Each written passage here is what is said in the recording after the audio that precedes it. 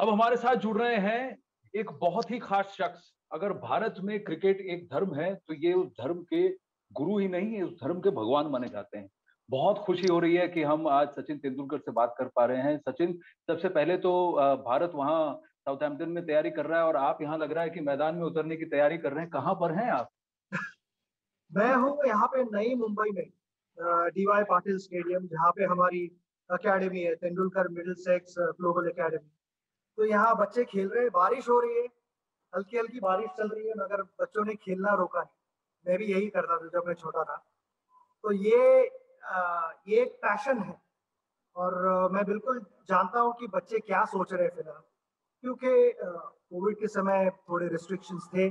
और हम सभी को वो रेगुलेशंस पालने बहुत ज़रूरी है। मगर जब रेगुलेशन सारे चेंज हो जाते हैं तो ऐसे मौक़ों का फ़ायदा लेना चाहिए। बिल्कुल, और जितनी जल्दी बल्ला पकड़े, गेंद पकड़े और मैदान में उतरे उतना अच्छा है, क्योंकि खेल कूद बहुत जरूरी है। सचिन, लेकिन अब अगर क्रिकेट की बात करें तो मैं आपसे जानना चाहूंगा, 144 साल बाद टेस्ट क्रिकेट के शिखर की लड़ाई है, टेस्ट क्रिकेट में चैंपियन बनने की लड़ाई है। आपको लगता है कि काश मैं भी वहां होता? अगर 25 साल बाद मुझे और एक सवाल पूछोगे तो मैं नहीं कहूंगा कि मैं काश मैं वहां होता था, क्योंकि गेम में चेंजेस आते रहेंगे, नई नई चीजें इंट्रोड्यूस होती रहेंगी। जैसे कि T20 वर्जन इंट्रोड्यूस किया गया था ऑलमोस्ट एक 15 साल पहले। और आगे भी अभी T10 आ रहा है और बहुत सारी चीजें हो रही है। तो दुनिया में अलग अलग फॉर्मेट्स इंट्रोड्यूस किए जा रहे हैं। और मैं I am happy where I am right now, क्योंकि जो खेलना मेरे लिए हमेशा दिल से था। और मेरे लिए once a sportsman always a sportsman. तो वो चाहे मेरी जो भी उम्र रहे, आप मैं ही क्यों, किसी और भी एथलीट को आप पूछो कि आप पसंद करोगे, तो दिल से आंसर वही रहेगा कि ये once a sportsman always a sportsman. नहीं, बात बहुत सही कहा आपने। लेकिन आपने कोविड की बात की। हम सब अब इस पैंडेमिक से उभर रहे हैं। खिलाड़ियों के लिए और तकलीफदेह है।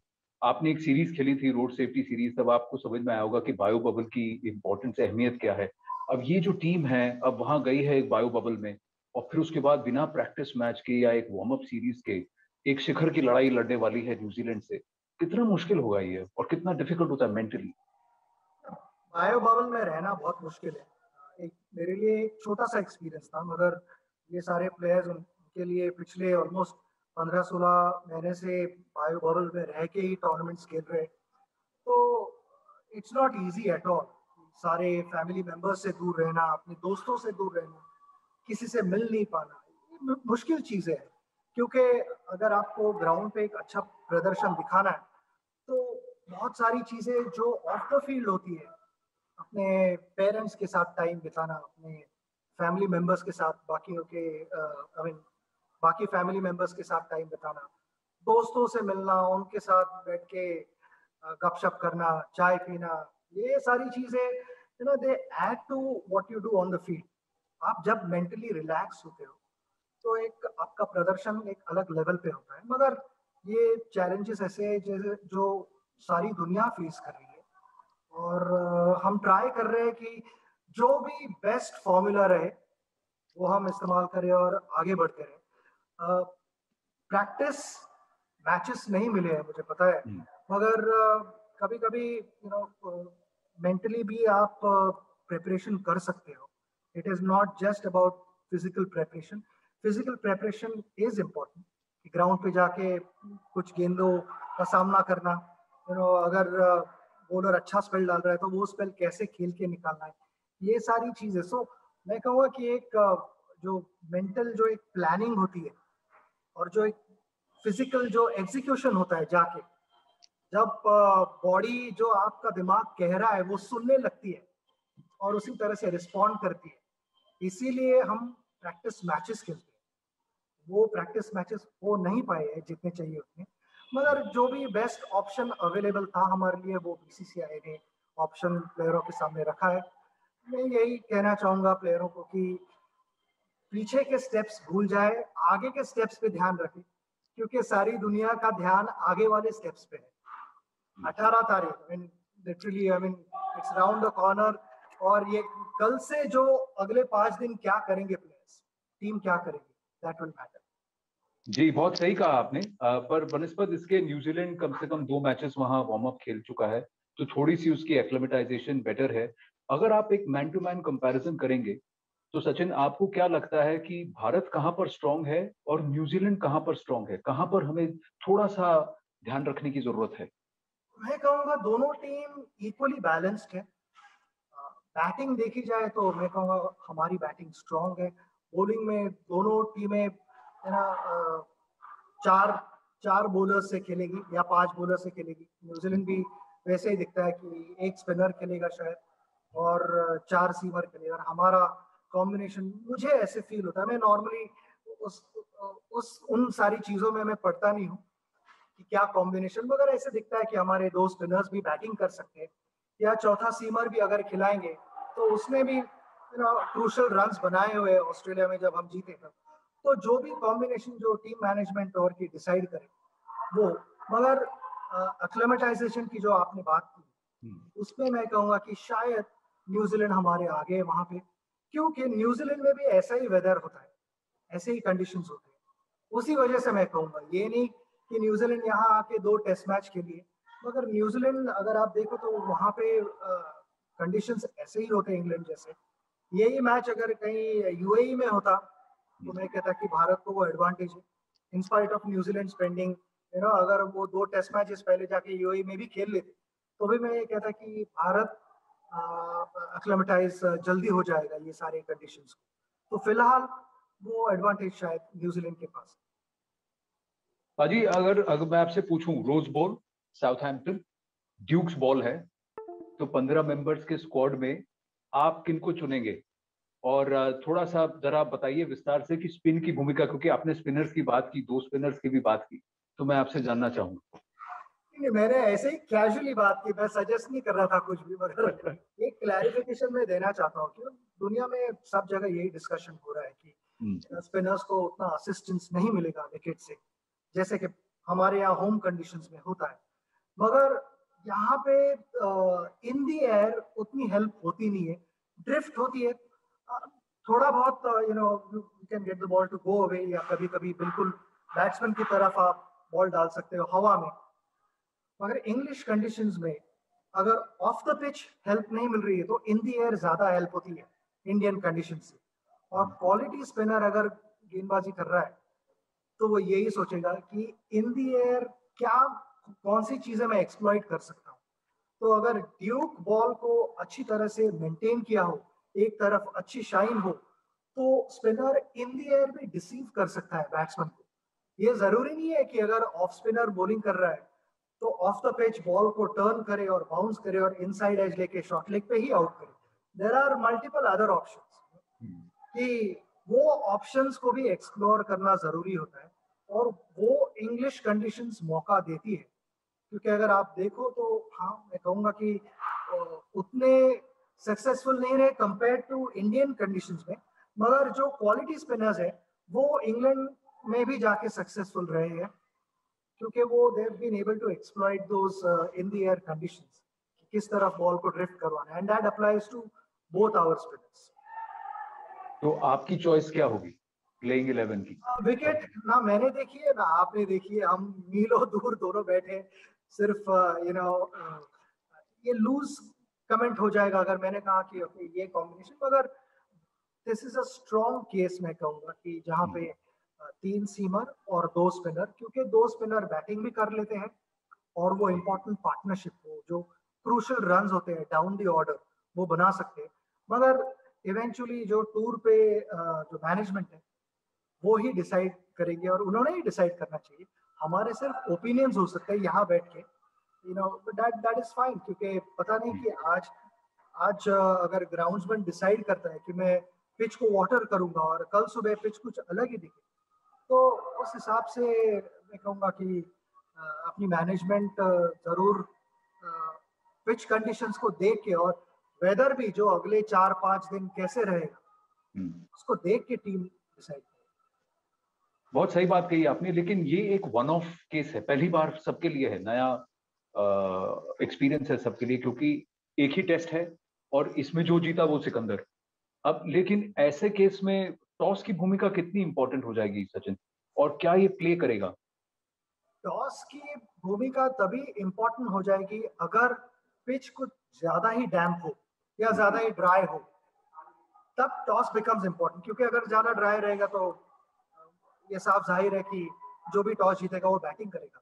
मगर ज्यादा डैम्प रहेगा और ओवरहेड कंडीशंस क्लाउडी रहेंगे, तो फिर मुझे लगता है कि जो टॉस जीतेगा वो शायद बॉलिंग करना पसंद है।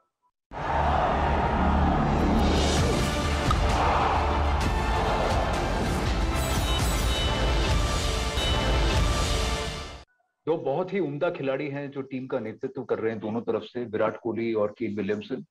कैप्टनसी, लीडरशिप की भूमिका कितनी होगी और टीम की अहमियत कितनी होगी? कई बार कहा जाता है captain is only as good as the team, पर आप क्या सोचते हैं यहाँ पर क्या अहम होगा, खासकर इस pinnacle fight? Individuals are important मैं कहूँगा, और दोनों individuals are important for India और न्यूजीलैंड। वो बहुत इंपॉर्टेंट प्लेयर्स है टीम के। मगर cricket is not about individuals, cricket is about whole team. और जो आपने ही कहा कि ना, सारी टीम अगर अच्छा प्रदर्शन दिखाती है तो ही टीम जीत सकती है। और ये हमने एक्सपीरियंस किया कि ऑस्ट्रेलिया में हमारे कई सारे प्लेयर्स नहीं थे और विराट भी नहीं था वहां पे। ऑलमोस्ट 10 या 11 प्लेयरों को इंजरी हुई। मेरे पूरे करियर में मैंने ये कभी देखा नहीं। और वहां टीम ने बहुत बहुत ही अच्छा कमाल का प्रदर्शन दिखाया। ब्रिस्बेन की मैच जिस तरह से वो जीते, क्योंकि ब्रिस्बेन की मैच कई प्लेयर्स ऐसे थे जो हमारे रेगुलर प्लेइंग 11 में नहीं है। वो टूर पे गए थे एज नेट बॉलर्स और वो खेले हैं लास्ट टेस्ट मैच में, और वो उन्होंने प्रदर्शन बहुत अच्छा दिखाया और हम सीरीज जीते ऑस्ट्रेलिया में। एंड कोइंसिडेंटली अगर आप देखो तो 4 दिन पहले या 5 दिन पहले न्यूजीलैंड भी टेस्ट मैच जीती है, सीरीज जीती है 22 साल बाद इंग्लैंड में, without Kane Williamson, without Southee, without Jamieson, Watling, ये काफी सारे इंपॉर्टेंट प्लेयर्स है। Without all those players New Zealand भी जीती है।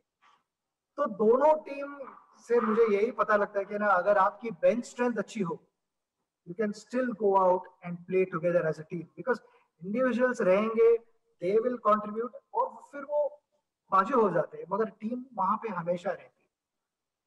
तो अगर टीम एक स्ट्रॉन्ग यूनिट करके खेले तो रिजल्ट्स फॉलो करते हैं। बहुत सही कहा आपने सचिन, लेकिन इस मैच में कई लोग हमारी टीम में, हमारे स्क्वाड में ऐसे हैं जिनके शायद मन में ये चल रहा होगा कि शायद ये मेरा आखिरी टेस्ट मैच है।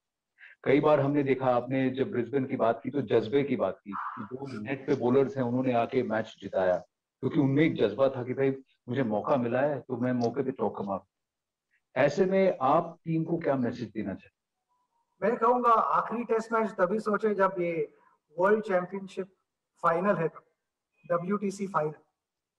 एंड ये आखिरी मैच सभी के लिए रहेगी, सिर्फ आपके लिए नहीं। तो यही सोचना है। बाकी का तो एक लंबी सीरीज है इंग्लैंड के खिलाफ, तो obviously this becomes very very big game और सारी दुनिया का फोकस इस गेम पे रहेगा। और बाद में इंग्लैंड के खिलाफ जो हम खेल रहे हैं वो टेस्ट सीरीज पे रहेगा। मगर WTC final is big game और ध्यान इसी गेम पे रखें। और वो सारी चीजें बाकियों को डिस्कस करनी, तो आखिरी मैच है या अब तक वो टाइम आया है या नहीं आया है, whatever, let the rest of the world decide, we think about the next step. एक एक और सवाल मैं आपसे जानना चाहूंगा, आप क्या करते थे जब ऐसे बड़े मौके होते थे? एज एन इंडिविजुअल आप अपनी तैयारी कैसे करते थे? थोड़ा हमारे दर्शकों को बताएंगे? मुझे पहले तो मैं ये कहूंगा कि मेरे घर में एक अनरिटर्न रूल था, जो एक सिंपल फॉर्मूला था जो हम फॉलो करते आ रहे थे। मेरे भाई ने मुझे सिखाया था, अजीत ने, कि we forget about the last game, we think about the next game, let the whole world talk about the last game. तो यही एक सिंपल फॉर्मूला मैं उन्हें बताऊंगा कि forget about the last series, think about the next match. और उसकी preparation मुझे पता है कि जैसे चाहिए वैसे, due to various challenges, pandemic के वजह से हमें हमारे जो प्रेपरेशन होनी चाहिए वो थोड़ी लिमिटेड रही है। मगर ये ऐसा चैलेंज है जिसका हल सभी ने कोशिश की फाइंड आउट करने की, मगर जो फैसिलिटीज अब तक हमें प्रोवाइड की गई वो बेस्ट थी, और यही सोचना चाहिए कि how best can be go out and deliver. तो मैं सोचूंगा कि पहले मुझे मेंटली उस स्पेस में होना जरूरी है कि सीधा कुछ टाइम के बाद जाके मोस्ट इम्पोर्टेंट टेस्ट मैच खेलना वो आसान चीज है नहीं, मगर ये प्लेयर्स आर केपेबल। ये पहली बार नहीं खेल रहे इंग्लैंड में, आइदर टेस्ट मैचेस खेल चुके हैं या इंडिया ए के साथ उन्होंने टूर किया है इंग्लैंड। तो ये पहली बार नहीं होगा किसी प्लेयर के लिए कि वो वहां जाके खेल रहे हैं, उसे कंडीशंस बिल्कुल पता नहीं है। Think all of them have played, और मैं यही कहूंगा कि put your best foot forward, क्योंकि एंजाइटी लेवल्स हाई होती है मैच शुरू होने तक, मगर जैसे मैच शुरू होता है तो your natural instincts take over. और क्रिकेट इज समथिंग कि जब आप ग्राउंड पे जाते हो आपका दिमाग कहीं और चलने लगता है, और वो सही जगह पे आपका दिमाग रहे कि प्लानिंग कि ना दूसरे दिन क्या हो सकता है, तीसरे दिन क्या हो सकता है, चौथे और पांचवें, then everything gets taken care. Keep it simple and stay in the moment बहुत कारगर सिद्ध होता है, और हर बड़े खिलाड़ी जो हैं जो अपने स्किल पर एक लेवल पहुंच जाते हैं तो वो ऐसे ही उस मैकेनिज्म को फॉलो करते हैं। और आपने बहुत सही मैसेज दिया। आखिरी सवाल सचिन, एक पर्सनल एक सोशल कॉज पर मुझे किसी ने बताया कि आपने हाल ही में रक्तदान किया है, और इसके पीछे की बात बताइए कि आपने ब्लड डोनेट किया, वो कॉज क्या था, और आप बहुत स्ट्रांगली उसको फील भी करते हैं।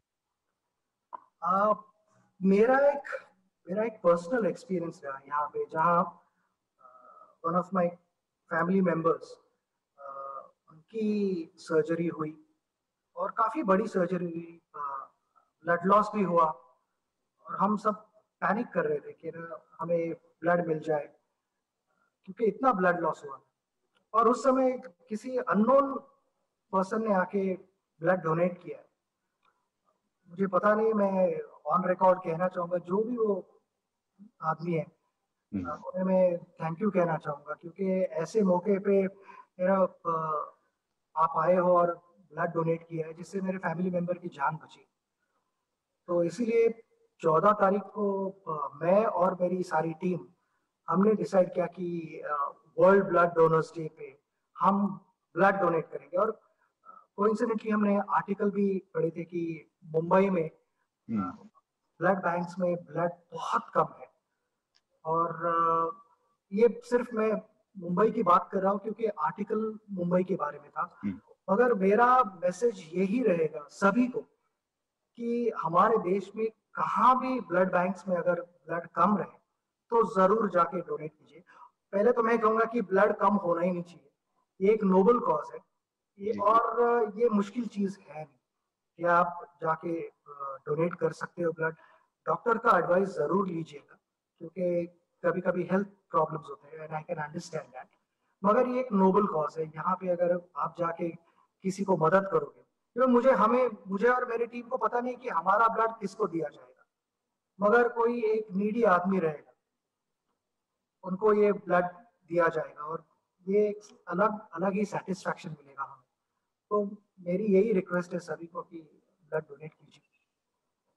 बहुत सही मैसेज है, और रक्तदान महादान इसीलिए कहा जाता है। हर 6 महीने में अगर आप एबल हैं, सक्षम हैं, तो आपको जाकर रक्तदान करना चाहिए। कोविड हो नहीं हो कोई फर्क नहीं पड़ता, क्योंकि एक बार आप रिकवर कर गए तो उसके बाद 3 महीने की अवधि के बाद आप डोनेट कर सकते हैं। तो हर किसी को करने की जरूरत है, किसी की जान बच जाए, कहीं पर हमारा काम, हम किसी के काम आ जाए, बहुत बड़ी बात है। सचिन, बहुत बहुत धन्यवाद हमसे बात करने के लिए। Thank you very very much. बहुत मजा आया आपसे बात कर। Thank you so much. Thank you so much, धन्यवाद।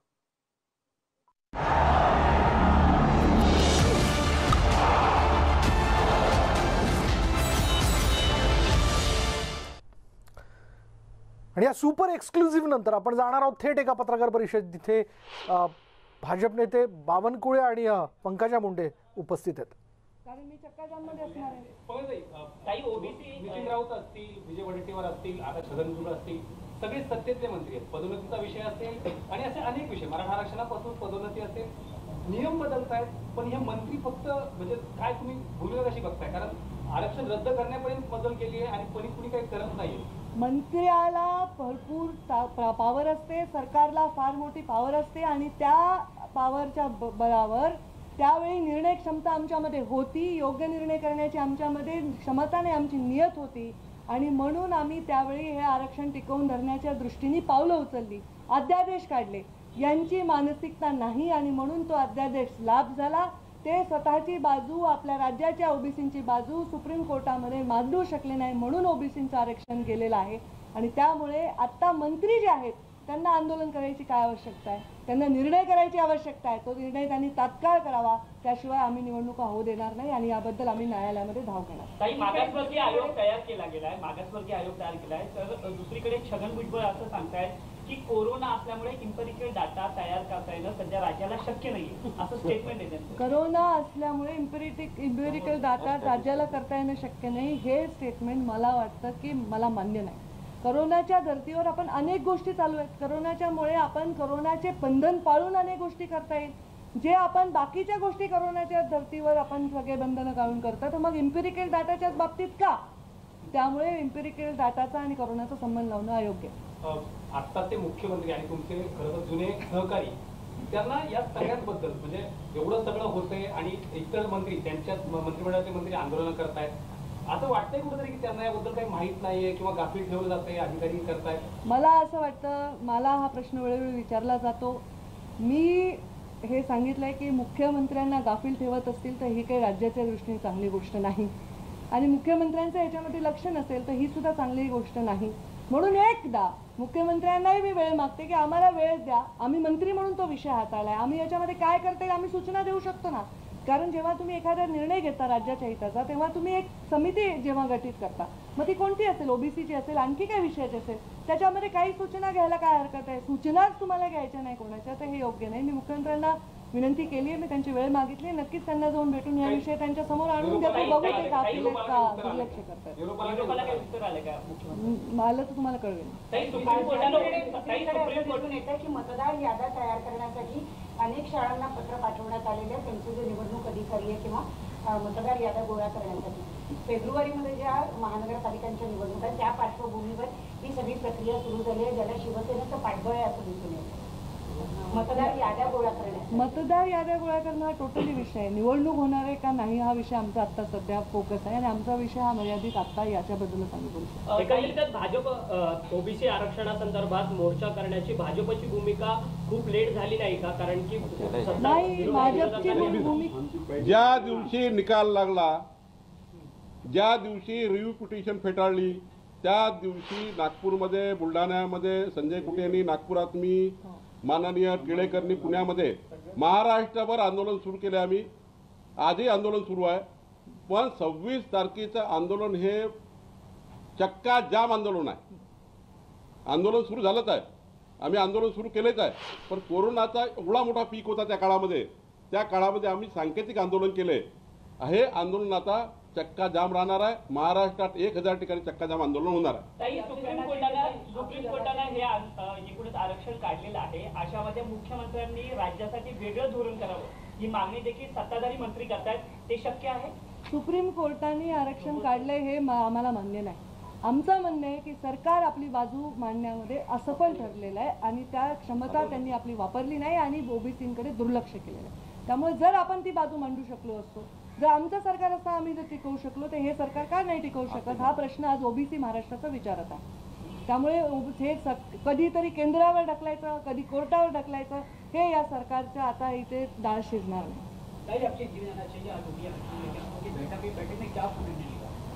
आज हमारी बहुत ही महत्वपूर्ण बैठक हुई, जिसमें बहुत ही महत्वपूर्ण विषय पर चर्चा हुई. महाराष्ट्र में बहुत बड़ा निर्णय, जो ओबीसी का भविष्य अंधकार में डालने वाला निर्णय, आज ये सरकार के असफलता की वजह से, इस सरकार के ओबीसी के प्रति अन्याय करने की भावना की वजह से हुआ है. सुप्रीम कोर्ट में अपने एफिडेविट में अपनी जो उनकी साइड है वो रखने में महाराष्ट्र की सरकार असफल रही है. और दुपारच्या बातम्यांमध्ये ब्रेक नंतर आपण बघणार आहोत सोलापूर महापालिकेत नगरसेवकांनी गोंधळ घातल्याचा प्रकार घडला। पालिकेच्या सर्वसाधारण सभेत घोषणाबाजी करण्यात आली। अतिक्रमणातील घरं हटवल्याचा हा सगळा वाद आहे। 15 ते 20 कुटुंबांची घरं हटवण्यात आली। अतिक्रमण वादाचं महापालिकेत पडसाद उमटताना आपल्याला दिसतात। भाजप नगरसेवक सुरेश पाटील, निलंबित अभियंता संदीप कारंजेच्या निलंबनाची मागणी करण्यात आली।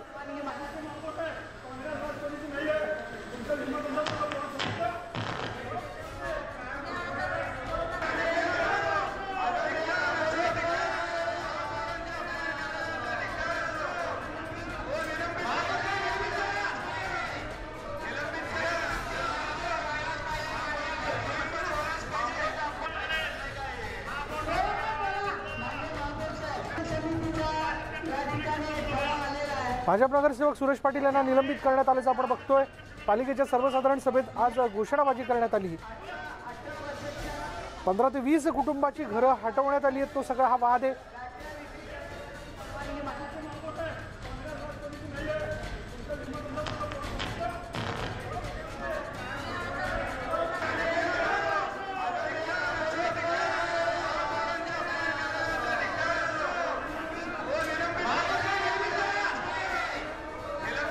याच मुद्द्यावर ना सोलापूर महापालिकेच्या सर्वसाधारण सभेत अभूतपूर्व गोंधळ जो तो बघायला मिळाला।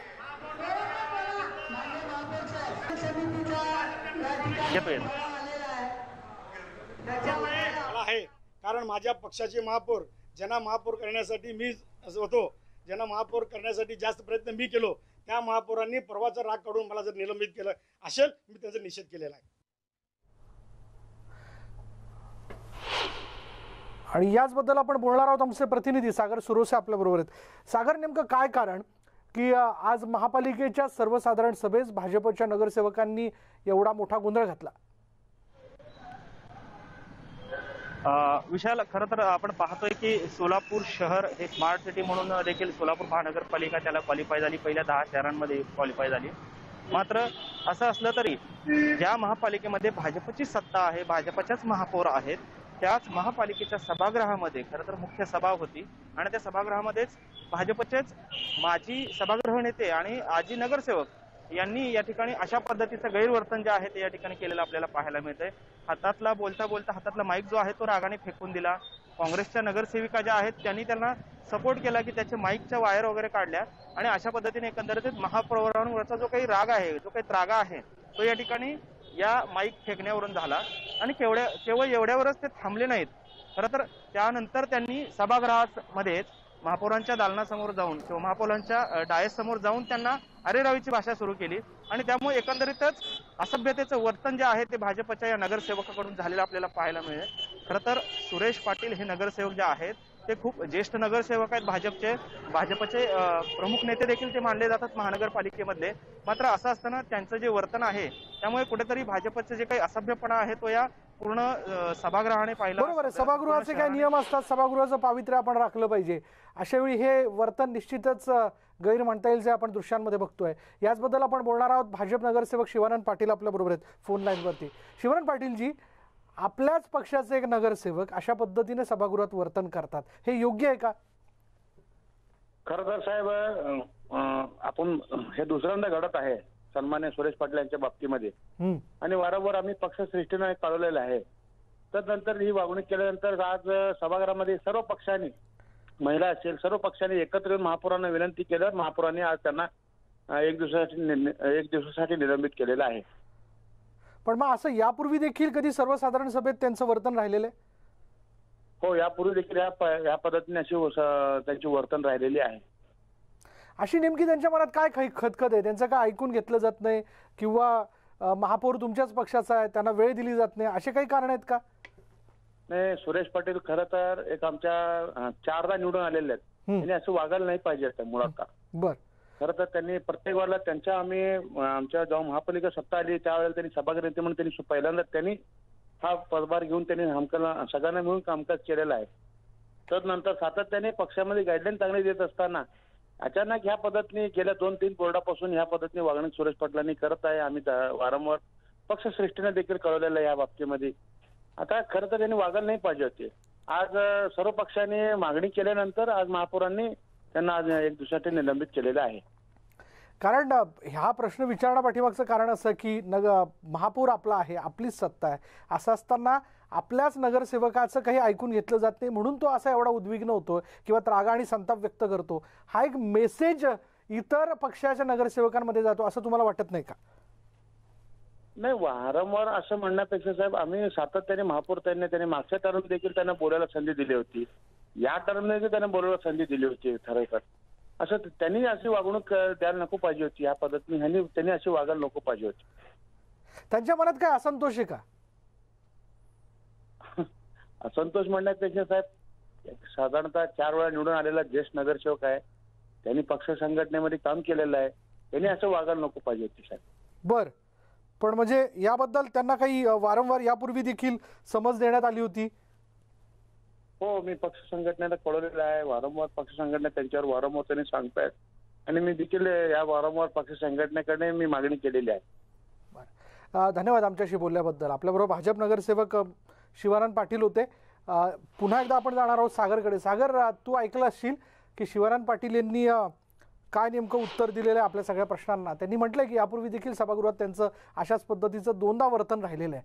बरं, ज्येष्ठ नगरसेवक आहेत, जेव्हा पहिल्यांदा सत्ता आली तेव्हा सभागृह नेतेपद त्यांनी भूषवलेलं आहे. असं असताना नेमकं काय कारण की एवढे ते उद्विग्न होतात आणि संताप व्यक्त करतात? विशाल, खरं तर यामध्ये थोडंसं पक्षांतर्गत राजकारण असण्याची शक्यता आहे. त्यामध्ये कारण हे मूळ राग जो आहे आजचा, तो कशामुळे बाहेर आला तर काल महापालिकेच्या अतिक्रमण विभागाने त्यांच्या वार्डातील जे नाल्यावरती जे अतिक्रमण घरं बांधलेली होती अतिक्रमण करून, ती गेल्या अनेक वर्षांपासून तिथं होती आणि महापालिका सातत्याने या लोकांना नोटीस पाठवत होतं. मात्र असं असताना सुद्धा या ठिकाणी ती लोक अतिक्रमण करून राहत होती आणि त्याचीच कुठेतरी ऍक्शन जी आहे ती महानगरपालिकेच्या अतिक्रमण विभागाने घेतली आणि काल अनेक लोकांची जी घरं आहेत जी बेकायदेशीर आहेत ती घरं काल पाडण्यात आली. खरं तर काल मोठा राडा देखील त्या ठिकाणी तिथल्या नागरिकांनी, रहिवाशांनी केला. अंगावर डिझेल ओतण्यापर्यंत त्या लोकांनी प्रयत्न केले, त्यांच्यावर गुन्हा देखील दाखल झाला. मात्र आज त्याचे पडसाद जे आहेत ते सभागृहात उमटलेले आपल्याला पाहायला मिळतात. सत्ताधारी पक्षाच्याच नगरसेवकाने जे आहे ते माईक अक्षरशः फेकून दिला, महापौरांच्या अंगावर अरे रवीची भाषा करत जाणं, हे निश्चितच या ठिकाणी गैरवर्तन, या ठिकाणी आपल्याला असभ्यतेचं वर्तन जे आहे ते या ठिकाणी पाहायला मिळालं. सुरेश पाटील हे सातत्याने वादाच्या भोवऱ्यात असतात या ना त्या कारणाने. खरं तर ते ज्येष्ठ नेते आहेत आणि ते सभागृहाचे पहिले, भाजपचे सत्ता आल्यानंतरचे पहिले सभागृह नेते आहेत आणि असं असताना सुद्धा या ठिकाणी त्यांचं हे वर्तन राहिलेलं आहे. त्यामुळे इतर नगरसेवकांवरती काय संस्कार होणार?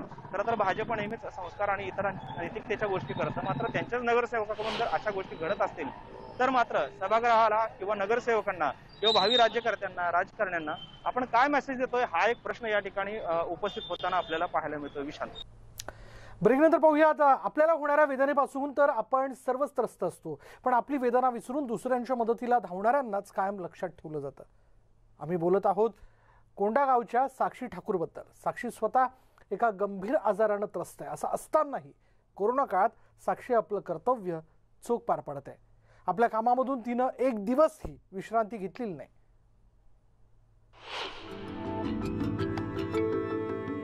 कोरोना किती धोकादायक आहे आणि यापासून वाचण्यासाठी लस हीच एकमेव आशा का आहे हे जाणून घ्यायचं असेल तर तुम्हाला छत्तीसगड मधल्या कोंडागाव मधल्या प्राथमिक आरोग्य केंद्रामध्ये यावं लागेल आणि इथे कर्तव्य बजावत असलेल्या सिनियर RH साक्षी ठाकूर यांची भेट घ्यावी लागेल.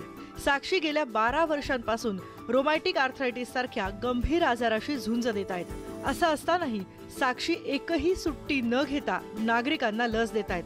कारण साक्षीला पूर्ण कल्पना आहे की कोरोनापासून वाचण्यासाठी लस ही एकमेव संजीवनी आहे. लस घेतल्यावरच आपण कोरोनापासून दूर राहू शकतो आणि हेच कारण आहे की साक्षी आज आपल्या सगळ्या वेदनांना विसरून गेल्या 1 वर्षापासून विश्रांती न घेता कोरोनापासून वाचण्यासाठी नागरिकांचं लसीकरण करतायत. मेडिकल लेके शायद छुट्टी बैठ सकती थी और मुझे मिल भी जाता, लेकिन मैं इस चीज से भागना नहीं चाहती हूँ और इस मुसीबत में समय में जो कि वैश्विक महामारी है जिसमें सभी लोग बहुत परेशान हैं, तो अगर मुझे थोड़ा सा भी मौका मिलता है इसमें कुछ काम करने का तो मैं अपने आप को बहुत भाग्यशाली मानती हूँ.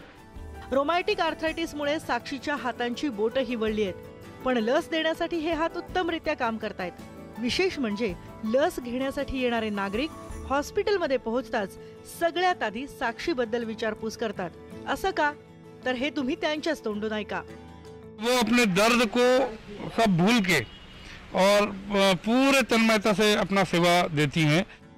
साक्षीचं कौतुक करताना तिचे अधिकारी जराही थकत नाहीत। खुद्द कोंडा गावचे बीएमओ सूरज राठोड सांगतात की साक्षीनं आतापर्यंत 12,000हूनही अधिक नागरिकांचं लसीकरण केलंय। लगभग इन्होंने 12,000 से भी अधिक लोगों का कोविड वैक्सीनेशन अभी तक कर चुके हैं और इस दौरान इन्होंने कोविड के पीरियड में कोई भी छुट्टी के लिए याचना भी नहीं किए हैं, किसी भी छुट्टी के लिए आवेदन भी नहीं किया है। लसीकरणाशिवाय आपण कोरोना महामारीवर मात करू शकत नाही असं साक्षीचंही म्हणणं आहे आणि यासाठीच साक्षी प्रत्येक नागरिकाला अफवांपासून दूर रहा आणि लवकरात लवकर लस घ्या असा सल्ला देताना दिसते। छत्तीसगडमधून Vivek Shrivastava, news 18 network. Network 18 federal बँकेचा उपक्रम संजीवनी गाडी ही भारतभरातील कोविडग्रस्त जिल्ह्यातून फिरते। आपणही लसीकरणाच्या बाबतीत आमच्या या संयुक्त मोहिमेला भरभरून पाठिंबा द्या। लसीकरणाचं महत्त्व अधोरेखित करूयात आणि आता पाहूयात सी संजीवनीची ही गाडी आज कुठे आहे।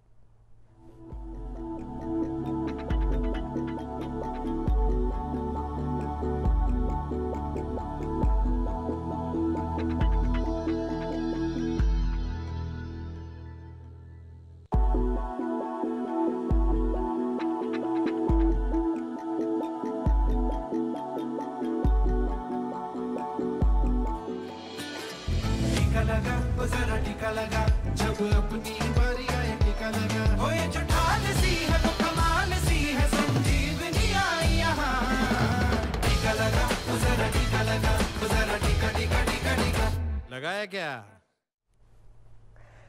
नेटवर्क 18 प्रत्येक भारतीयांना कोविड-19ची लस मिळेल याची खात्री करण्यास मदत करू इच्छिते। तसंच लसीकरण जागरूकता वाढवण्यासाठी फेडरल बँक आणि नेटवर्क 18 प्रस्तुत विद्यमाने राबवत असलेल्या संजीवनी अ शॉर्ट ऑफ लाईफ या उपक्रमात सहभागी व्हा, जेणेकरून लसीकरणाबाबत जागरूकता वाढेल। अधिक माहितीसाठी हेल्थ एक्सपर्ट अपोलो 24/7.logontomoneycontrol.com/संजीवनी यावरती संपर्क करा।